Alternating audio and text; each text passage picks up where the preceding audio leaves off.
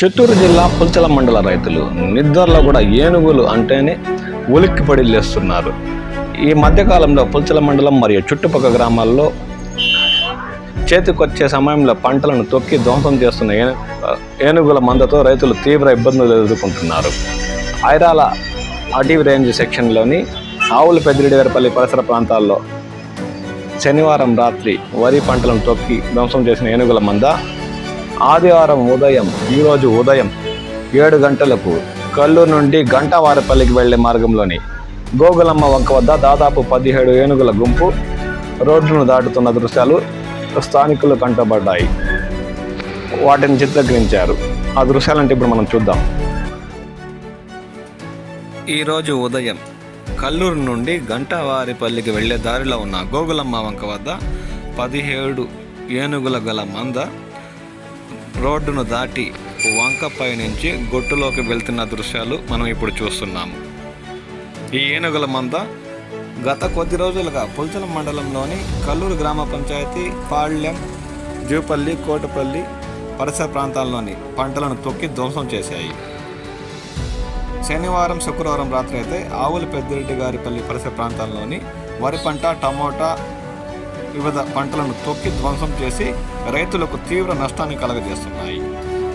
ఆదివారం ఉదయం ఈరోజు అవి అటవీ ప్రాంతంలోకి వెళ్తున్న దృశ్యాన్ని ఇప్పుడు మీరు చూస్తున్నారు.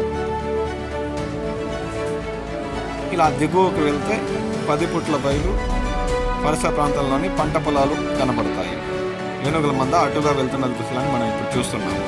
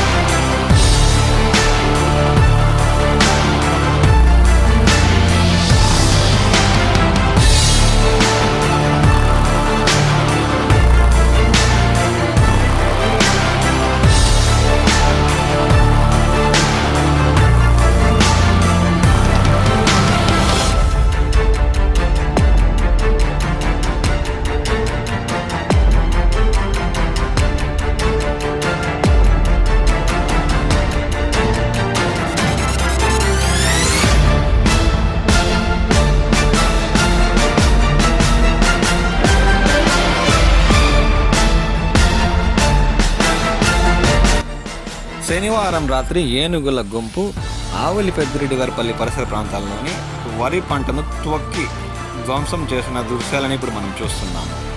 దీంతో రైతులకు అపార నష్టంతో పాటు తీవ్ర ఆవేదన మిగులుస్తున్నాయి ఏనుగుల గుంపు. ఇవి ఆదివారం ఉదయాన్నే కల్లూరు నుండి గంటవారిపల్లికి వెళ్లే మార్గంలో ఉన్న గోగులమ్మ వంక వద్ద దర్శనమిచ్చాయి. ఈ ఏనుగుల మంద ఏ పూట వచ్చి తమ పంట పొలాల్లో పడి పంటలను ధ్వంసం చేస్తాయో అన్న దిగులతో రైతులు తీవ్రంగా బాధపడుతున్నారు.